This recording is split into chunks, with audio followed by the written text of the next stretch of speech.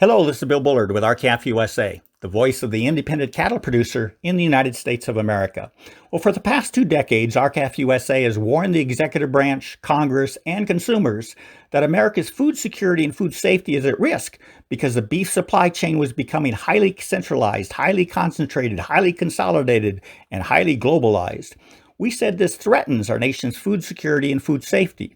We argued that both food security and food safety was strengthened under a system of agriculture that supported millions of widely dispersed family farmers and ranchers who grew and raised food in every state, county, and locality in the United States. And we thought this was obvious to America. After all, the family farm system of agriculture we had was the envy of the entire rest of the world. From a purely pragmatic perspective, a widely dispersed and localized food production system is less susceptible to any disease outbreak or other catastrophe that would disrupt the flow of food from the farmer and rancher to the consumer. This is because whatever problem developed would remain localized, not affecting the entirety of America's food production and distribution system. Now, this holds true for our nation's food packing and processing firms as well. Having tens of thousands of food packing and processing firms scattered all across America is inherently safer and more secure than allowing that sector of our food supply chain to be under the control of just a handful of highly concentrated firms where a problem with one could reach millions of consumers even before the problem was discovered. But during the past few decades, the bigger is better mentality spread across Washington, D.C. decision makers like a wildfire.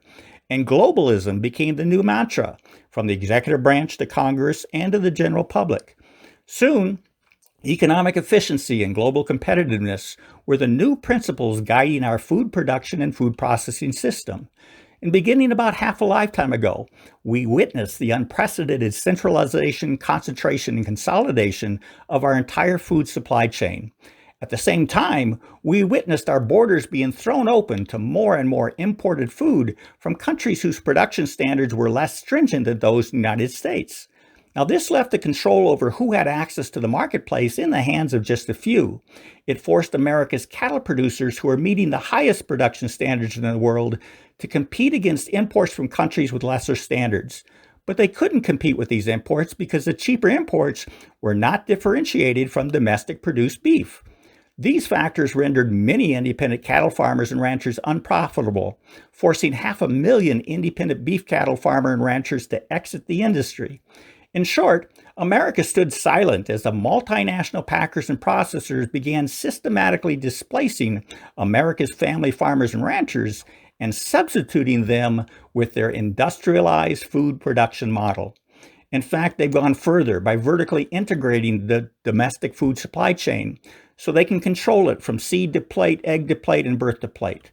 America's live cattle industry, the single largest segment of American agriculture, is their last frontier. There still remains in our industry the critical mass of independent cattle producers needed to reverse this inherently weak and short-sighted system of food production and food processing system that now depends more and more on imported food because the system is not as productive nor as secure as the family farm system of agriculture and the widely dispersed food processing we had not too long ago. Today's unprecedented coronavirus pandemic shows us firsthand the glaring risks we've taken as a nation by buying into this failed globalization and bigger is better model that has weakened our domestic supply chains. While America's cattle producers are receiving depressed prices under the guise that they are overproducing, right now we're experiencing shortages of beef in America's grocery stores. Now, we've said for 2 decades that our cattle market is broken, and now consumers are seeing firsthand that their food system is broken. How in the world did we let this happen? The solution is to do what we've been asking for the past 2 decades, while no one was listening. We must restore competition to our markets, prevent the concentrated packing and processing sectors from controlling our market outlets.